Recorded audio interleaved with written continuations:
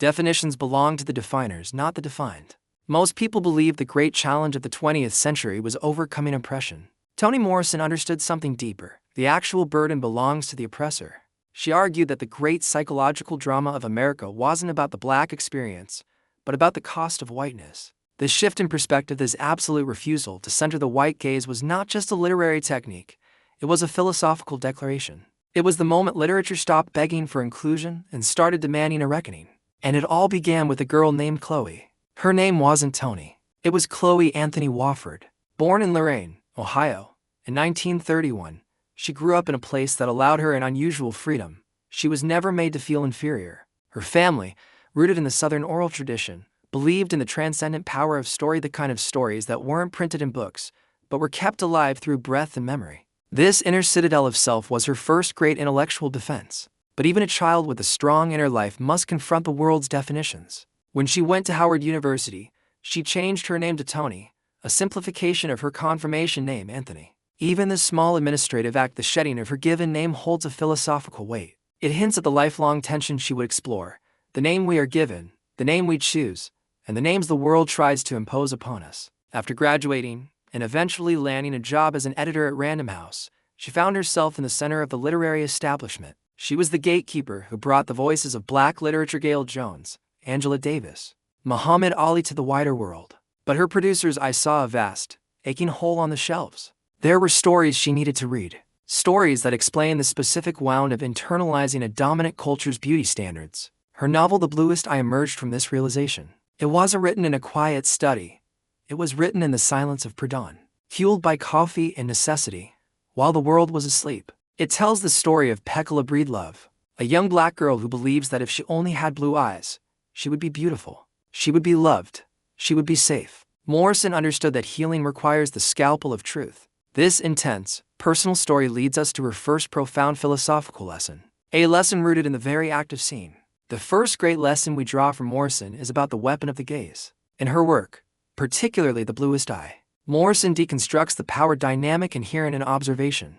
She shows us that the dominant culture's gaze is not neutral. It is a weaponized instrument designed to define, diminish, and exclude. Pekala's tragedy is that she has fully internalized the definition given to her by the definers. Morrison's remedy for this self-erasure was radical. She made a conscious, creative decision to write without the white gaze. Her writing wasn't aimed at explaining black life to white readers. Her audience was always, fundamentally, black people. By refusing to pause, by refusing to explain, by refusing to apologize for her perspective, she instantly elevated her readers and decentralized the long-held literary assumption that all stories must be filtered through a single dominant worldview. Imagine you are in a conversation, and every single sentence you speak, you must pause to explain your vocabulary, your history, and your intentions. That burden of explanation is what she rejected. By removing that burden, she found a purer, more authentic voice. Think about how this applies to modern life. We live in a world obsessed with external validation, the likes, the clicks, the constant measurement against an external, often manufactured ideal. We are all Pekala in some way, longing for the blue eyes of social approval. The modern application of Morrison's lesson is this: where in your life are you still performing for the gaze of others? Where are you sacrificing your inherent truth for the contingent approval of the crowd? True self-possession, true leadership, requires that you write your own story and define your own worth, independent of the external judge. That independence is the true sanctuary. The second lesson, flowing directly from the first, is about the architecture of memory. If Morrison's characters are to reject the external gaze, they must first repair the damage done to their interior world. And for her, that inner world is built entirely on memory, but not the neat, linear, objective history we find in textbooks. She dealt in the raw, messy, subjective, and often brutal memory that lives in the body and the community, what she called Rememory. In her masterpiece, Beloved, she tells a ghost story that is not about an external ghoul, but about the haunting trauma of slavery, the trauma that refuses to die. The ghost, Beloved, is the memory made flesh, forcing the characters to confront the unspeakable. Morrison uses language to mimic the way trauma functions in the mind: nonlinear, recursive, returning to the same painful point again and again. She demands that you sit in the discomfort of historical pain, not as a spectator, but as an inheritor. Morrison's philosophical insight here is that you cannot be truly free until you fully embrace and integrate your entire history, the beautiful parts and the horrifying parts. We tend to wall off our pain, to suppress the memories that are inconvenient or shameful. But those memories don't disappear. They just take on another form. They become the ghosts that haunt our emotional houses. To heal the self, you must first acknowledge the damage done to the self and to the collective. Her characters achieve liberation not by forgetting the pain, but by confronting the ghost, by telling the difficult story out loud within the sanctuary of their own community. This is a vital lesson for our chaotic, distracted age. We are constantly offered shortcuts to happiness, ways to bypass the hard work of self-reckoning. Toni Morrison reminds us that true leadership starts with self-excavation. If this deep dive into the architecture of self resonates with you, consider subscribing to join our community of thinkers and seekers. The modern application of Morrison's lesson is this: what ghosts are haunting your life right now?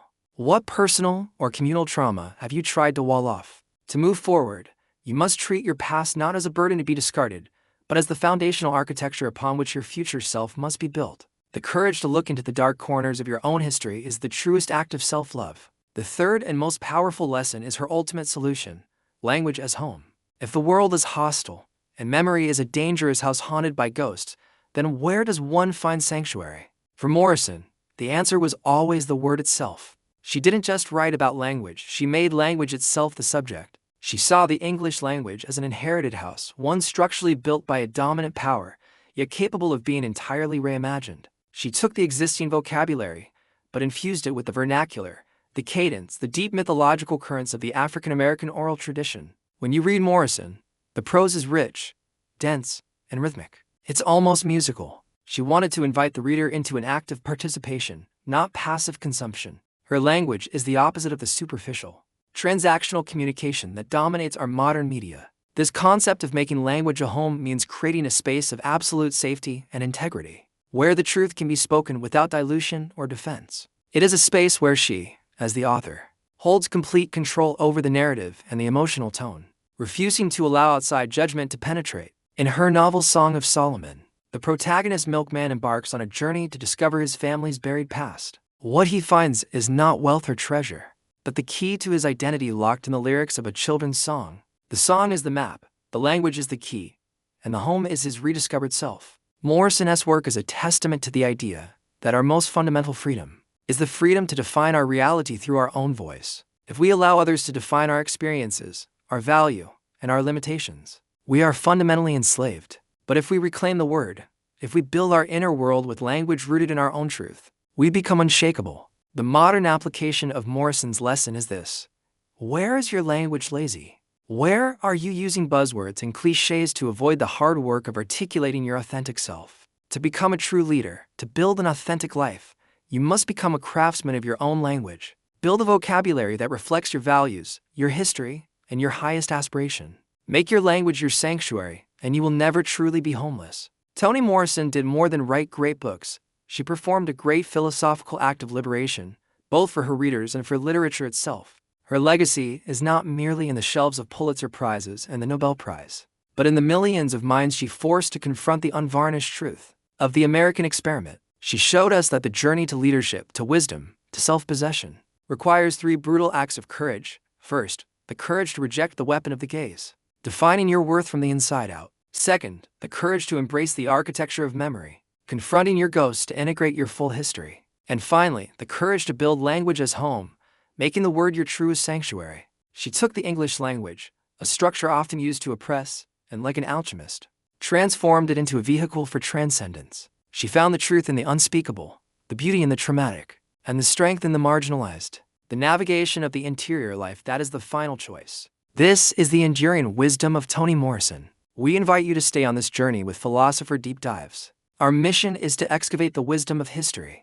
greatest minds to help you navigate your modern interior life. We seek the tools for freedom. Join our community, subscribe right now, and continue the conversation by telling us which of her lessons you need most in your life today. And if you want to understand another mind who used language to wrestle with historical trauma and redefine identity, check out our video on James Baldwin's philosophy of love and rage it as the perfect companion piece to Morrison's wisdom.